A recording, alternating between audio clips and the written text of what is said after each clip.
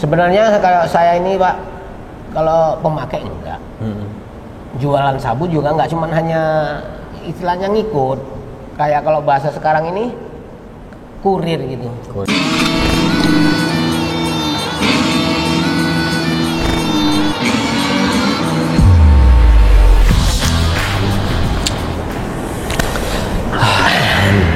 Oke, assalamualaikum warahmatullahi. Aku nggak usah ikut-ikutan, aku aja. Assalamualaikum warahmatullahi wabarakatuh. Kembali lagi di Cacanap Cakap-Cakap bareng Napi. Dan kali ini saya sudah bersama dengan Wak Jon. Hai, assalamualaikum warahmatullahi wabarakatuh. Waalaikumsalam. Wak Jon ini nama aslinya siapa, Wak? Untung Gani Surya. Untung Gani. Biasa dipanggil Gani. Dari mana pula Untung ini bisa jadi Gani? Kalau di luar sana Pak, cewek itu selalu memanggil saya, nama keren saya ini Gani, itu orang kaya itu Pak. Bukan gayanya nikmat kan? Bukan lah Pak. Jadi ku panggil apa nih? Untung atau Wak Jon atau Gani? Wak Jon lah, sesuai dengan YouTube Pak Pras lah. Oh, Wak Jon. Iya. Wak Jon. Jadi Wak Jon ini kan menjalani pidana di Lapas 1 Medan. Iya Pak. Apa yang menyebabkan Wak Jon tuh ditahan di sini tuh kasus apa? Kalau saya itu kasusnya sabu-sabu Pak. Sabu-sabu, narkotika ya? Narkotika. Berapa banyak? 40 kilo Pak. Astagfirullahaladzim. Itu orang apa barang itu? Banyak kali, sama beratnya. Ya barang lah Pak, namanya narkotika itu. Mana saya suruh bawa segitu ya, saya bawa lah itu Pak. Hukumannya apa? Sekarang Pak. Apa itu? Sumur hidup. Alamak Jon. Kalau dulu saya dari MT Pak, hukuman mati, cuman ada pengurusan sedikit turun lah Pak, jadi SH. Di kasasi. Sama ya kita Esa. Aku pun Esa di sini. SH apa tuh Pak? Sama lah, seumur hidup aku di penjara lah. Iya Pak, iya. Cuman bedanya aku bisa keluar masuk. Iya Pak, ya kan? betul. Sama ya kita di sini, lama-lama di sini, oke? Oke. Udah berapa lama jalan, Bang? Sekarang ini udah 4 tahun Pak. Udah 4 tahun. 4 tahun.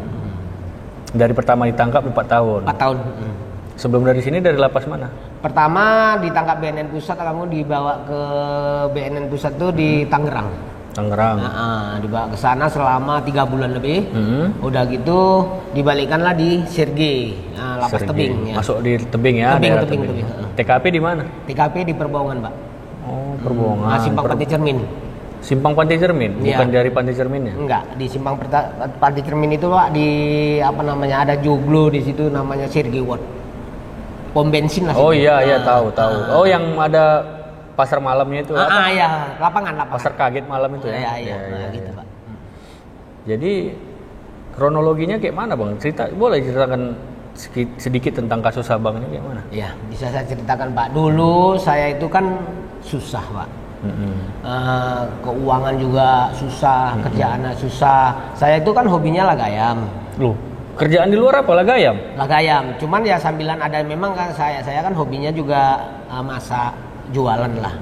Koki. Apa itu? Jualan bakso, mie ayam, nasi goreng. Itu saya itu hobi, cuman karena profesi juga ada hobi-hobi lagayam ini menjanjikan. Jadi dari mana menjanjikannya? Kan lagayam judi. Saya nggak ngambil judinya Pak. Jadi? Saya jual belinya. Jual beli ayamnya? Jual beli ayam murah, jual mahal. Itu jadi ya. Abang tahu lah kualitas ayam itu tahu? Tahu Pak, karena saya memang udah pelajari memang dari situ lah. Terkenal saya untung petir di situ. Apa itu maksudnya? Karena kan suara saya kalau ayam ini kuat Pak, kayak petir. Jadi dia namanya untung petir. Makanya selalu orang memanggil saya untung petir. Berapa lama Bang geluti dunia laga ayam ini? Sekitar kalau lebih kurang itu 15 tahun. Oh lama aja. Berarti sebagian penghasilan Abang dari laga ayam? Laga ayam. Itulah Pak ya kan. Laga ayam ini, jual beli ayam. Memang ya kehidupannya gitu-gitu Pak. Ya susah, kadang ada, kadang enggak. Rupanya ada liliknya orang rumah. Lilik orang rumah ini pertamanya memang ya itu tadi, ngurusi ayam dia. Oh, berarti kenalnya dari gara-gara ngurus ayam. Iya, ngurus ayam laga itu tadi, ke kandangnya dia lah. Jadi sekitar 6 bulanan lebih lah di situ dulu. Baru diajak kerja ya. Inilah sabu. Kerja sabu. Tapi gimana sistem kerjanya? Sistemnya itu dulu suruh bawa gitu aja. Belum, aku kan nggak paham tentang sabu ini, belum mengerti lah gitu. Nggak tahu lah yang nggak dibawa tahu ke sabu. itu sabu pertamanya itu nggak tahu, sama sekali tidak tahu. Udah suruh bawa, nanti hitung, bawa sana. Ya, saya bawa aja Pak. Berapa dikasih Bang? Ada yang 1.000 pertama-tama, 1.000, Sejuta. sejuta. Terus itu ada lagi ntar bawa lagi kasih 2.000 gitu pertama-tamanya. Nggak curiga. Enggak lah, karena suruh bawa aja ya udahlah, karena sampai Dia kan kerja. Kalau bawa itu biasanya dibungkus pakai apa? Dia kalau kita bawa yang segitu pakai di kayak pasti ke asoy gitu aja Pak, asoy. Nah, Tapi nggak Abang buka isinya? enggak lah, di asoy gitu ya udah suruh antar gitu aja. Ini si Pola nanti ini nomor teleponnya, udah gitu aja, nanti telepon. Nah itu dia datang, udah saya serahkan lah gitu aja. Itu jaraknya istilahnya apa? Daerah-daerah mana aja yang Nah mengantar? itu Tanjung Merawa aja dulu Pak. Daerah Tanjung Merawa sama Batang Kuis. Nah disitulah suruh ngantar ke situ. Nanti seminggu kemudian begitu lagi. Begitu pertama-tamanya itu Pak, awal dari awal kerja lah. Nah, terus begitu lama kelamaan makin besar. Nah, makin besar pakai tas. Nah, itu perjalanannya dari mulai Pantai Cermin, Pantai Cermin ke Tanjung Merawa dulu Pak. Nah, pagi sekitar jam 4 ataupun jam 5 itu udah harus standby dari Tanjung Merawa. Terus nanti diinstruksikan pergi ke Asram Haji. Terus ke Gagak Hitam, wilayah Ling Road lah ini. Nah, baru nanti keliling lagi Pak. Abang bawanya pakai apa? Sepeda motor. Iya. Pakai sepeda motor aja, dibawa keliling lah ibaratnya. Terus nanti kayak ke Millennium gitu Pak.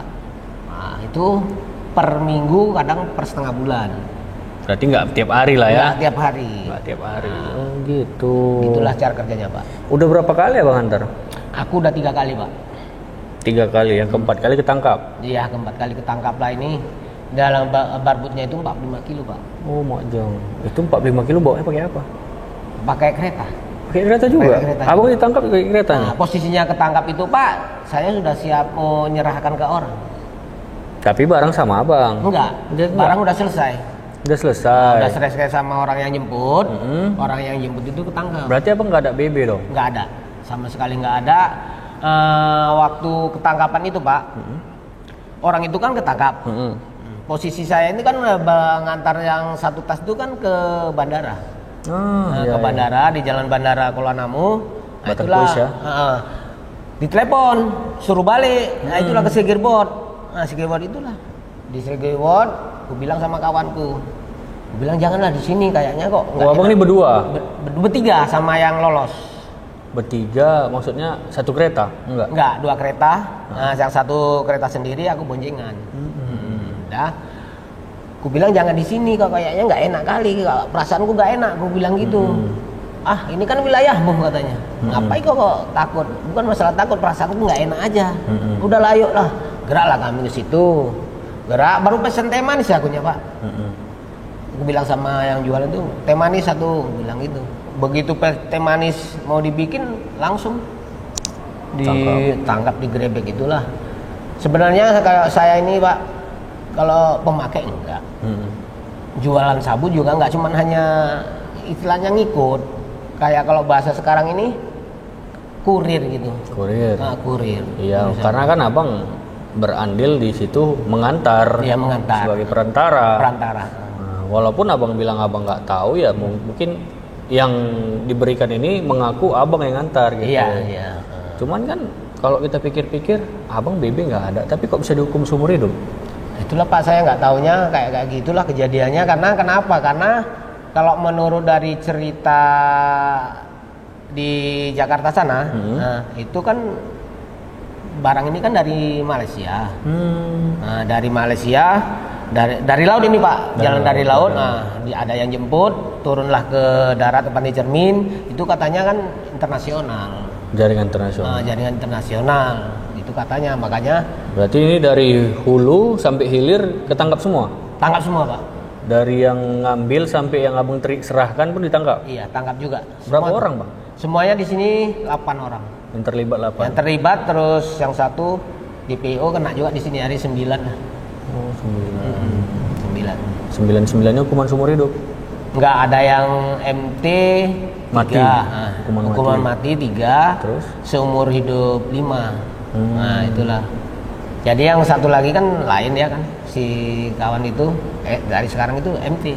Oh iya. Gimana sih bang perasaannya kok ketangkap itu? Apa nggak sedih apa gimana? Ya, kalau perasaan pertama ditangkap tuh Pak, bukan sedih lagi Pak, rasanya entah mau kiamat. Sedih banget. Karena kenapa? Mikirkan satu keluarga Pak, anak-anak. Anak abang di mana? Anak-anakku di Tanjung Merawa sini. Ada berapa bang? Ada yang Tanjung Merawa 2 orang. 2 orang itulah untuk menghidupi. Posisinya itu kan anakku ini ditinggal sama mertua. Mertua waktu itu masih yang satu SMP. SMP kelas 1. Pas kejadian itu? Kejadian itu SMP kelas 1. Yang besar, yang anakku yang laki-laki itu udah ikut kerja. Memang nggak sekolah lagi, udah ikut bawa mobilan. Cuma ikut sama weknya lah, neneknya. Itulah. Kalau dari istilahnya aku kerja ini Pak, sebenarnya juga pingin istilahnya aku itu meningkatkan ekonomi, cuman jalannya memang salah. Nah, karena kenapa dalam kesusahan itu mencari kerjaan pun kan kalau dari laga ayam aja Pak, rasanya kayak mana Ya, gitu. tapi abang laga ayam 15 tahun nggak ketangkap-tangkap? Enggak, memang enggak ketangkap-tangkap. Main sabu ketangkap? Ketangkap. Laga ayam memang enggak ketangkap, tapi sering diuber juga Pak. Sering diuber juga? Diuber enggak pernah ketangkap. Malah main sabu ini. Kenapa nggak diterusin aja laga ayam? Karena mikir-mikir gini Pak, kenapa aku berhenti waktu itu mau diterusin ayam? Karena ayam juga kan waktu itu waktu pertamanya memang menjanjikan, jual beli itu agak enak, lama-lama surut juga, nggak surut. Ya orang kan takut juga. Takut, nah jadi penjualan pun aku agak payah lah gitu. Jadi inilah ikut. Gara-gara ayam udah surut, ada pula tawaran lebih menggiurkan. Rata-rata seperti itu kasus narkoba ini ya kan? Iya, disitulah. Ditawari dengan hal-hal yang diiming-imingi besar. Padahal abang nggak tahu dalamnya apa kan? Iya. Tapi yang terakhir ketangkap ini udah tahu? Udah tahu. Tahunya gimana? Tahunya begini. Kenapa aku bilang udah tahu? Karena kan aku udah 3 kali. Gak mungkin aku nggak tahu. Nah jadi dia udah dikasih tahu juga ini sabu-sabu. Oh ya udahlah sabu. Waktu dibilang sabu-sabu dulu detak jantungku ini sebenarnya udah gak enak, gak normal. Sebenarnya Pak, aku udah mau berhenti nih Pak. Posisinya ini waktu terakhir ini udah berhenti, memang udah nggak mau saya Pak.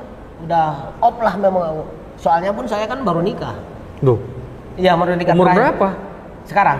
Waktu itu. Waktu nikah? Itu nikah umur 48. Tuh. Kalau 48, nikah keberapa kali? Keempat. Aduh.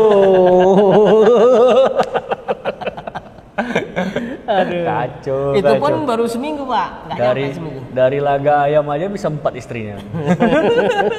Memang itulah Pak. Tapi sebenarnya tujuan aku pun ikut itu untuk penghidupan ini juga untuk orang tua saya juga, untuk anak-anak awak, istri awak, kayak emak aku kan sering sakit-sakitan, nah, itulah. Jadi untuk menyenangkan orang tua juga sebenarnya Pak.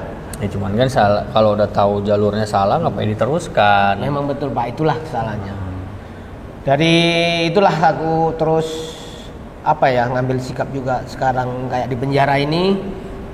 Penjara ini termasuk udah kemana ya?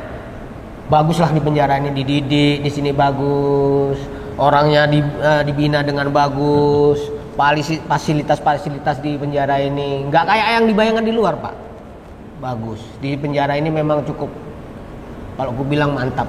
Jadi saya di sini sadar lah, ternyata dalam tangkapan ini membuat saya itu jadi agak berubah. Kalau dulu di luar ini Pak, sebelum kalau hasil dari sabu itu selalu poya-poya. Dicontoh main karaoke sama cewek-cewek. Itu saya Pak. Makanya, ada di daerah sana ada banyak gitu? Banyak di daerah Lubuk Pakam itu di arah ke Pantai Labu. Nah itu di Kantino. Itu saya mangkalnya di situ. Di situ aja. Remang-remang lah ya, remang-remang itu lah ya. Cuman tempatnya enak ya, cewek-cewek ya itulah Pak. Itu aja kerjaan semua. Ya berjoget, bernyanyi. Tapi kan Bang, aku masih penasaran nih.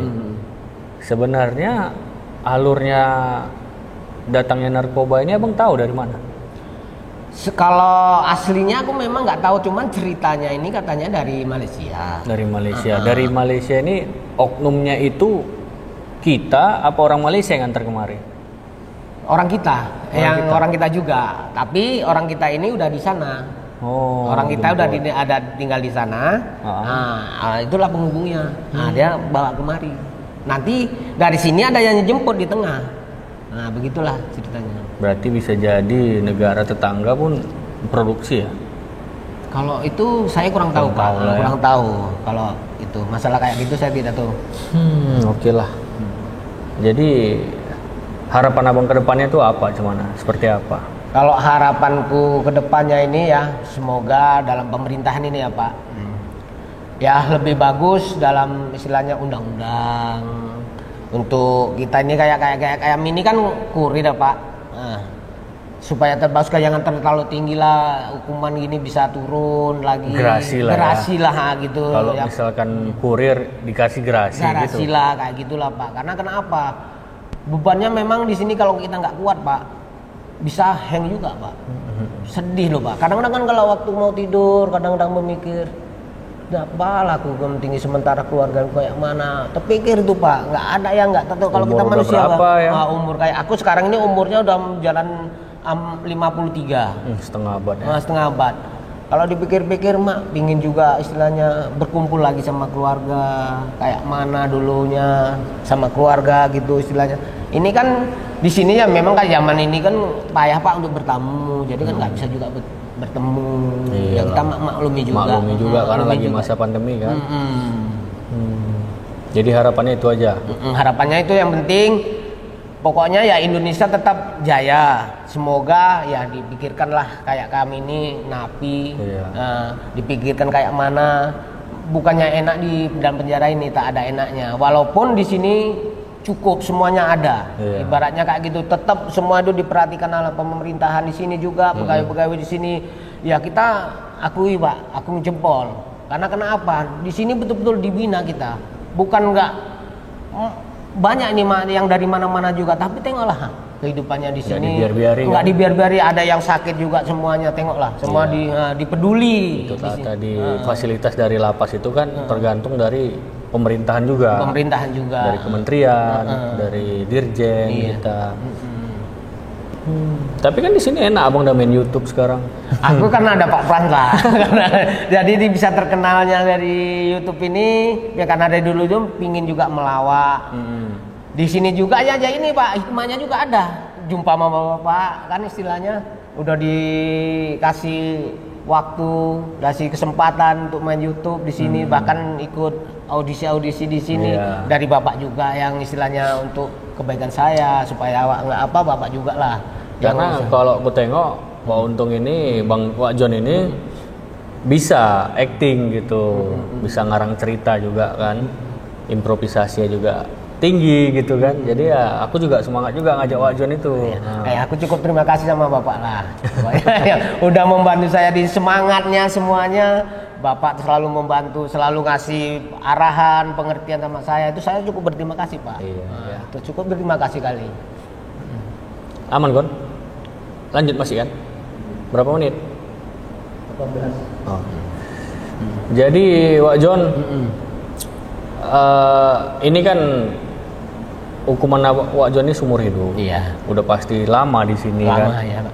Seumur hidup itu bukan berarti umur yang Wak John jalani segitulah dijalani, bukan. Iya. Karena undang-undang kita mengatur bahwasanya maksimal hukuman untuk seseorang itu 20 tahun. Artinya ya kurang lebih hampir 20 tahun nanti dijalani. Kalau ada umurnya. Iya, Pak. Jadi saya harap Wak John juga sabar-sabar, tetap berpikir jernih gitu kan. Iya, Pak. Jangan suntuk-suntuk karena kita di sini juga ada konten ya kan. Tetap istilahnya berikan yang terbaik lah buat lapas ini gitu aja ya kan. Kalau Wak John pesan-pesannya untuk generasi muda kita atau orang-orang di luar sana, teman-teman di luar sana apa? Teman-teman yang di luar sana, jangan pernah bermain narkoba. Karena narkoba itu bisa membahayakan diri kita, bisa membahayakan generasi muda-muda sekarang atau generasi penerus. Karena contohnya udah banyak. nggak usah ya jauh-jauh, saya sendiri. Karena kenapa? Kita jauh dari keluarga, dari anak, dari mama, dari bapak, kakek, semua keluarga, teman-teman jauh. Jangan pernah main narkoba, karena narkoba itu membahayakan negara juga dan diri kita juga. Jauhilah narkoba. Karena apapun ceritanya, lebih bagus kita nyari jalan yang terbaik, walaupun sedikit kita dapat tapi nikmat rasanya, daripada dapat banyak tetapi membuat kita kayak gini menderita di jurudi besi. Jangan pernah. Oke kawan-kawan, walaupun enak di penjara, lebih enak lagi di luar. Iya betul tuh. Kalau di penjara nih tengoklah, dikelilingi tembok, nggak bisa kemana-mana, bisa memang jalan santai, lebih bebas, lebih enak lagi. Karena kenapa? Kita bisa berimpresi kemana-mana, bisa cari kerjaan kemana juga bisa, yang kayak mana kita nggak terkekang seperti ini. Terkekang seperti ini. Maaf. Aduh.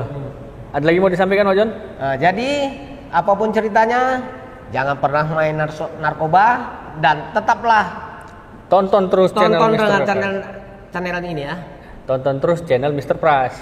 Tonton terus channel Mr. Pras. Oke? Oke, gitu aja dulu cakap-cakap kita kali ini, Pak John. Oke, Pak. Ada lain waktu kita diskusi lagi, oke? Oke, Pak. Oke. Terima kasih, Pak. Oke, teman-teman semuanya, jangan lupa subscribe, komen, dan share video ini. Sampai jumpa di video selanjutnya. Wassalamualaikum warahmatullahi wabarakatuh.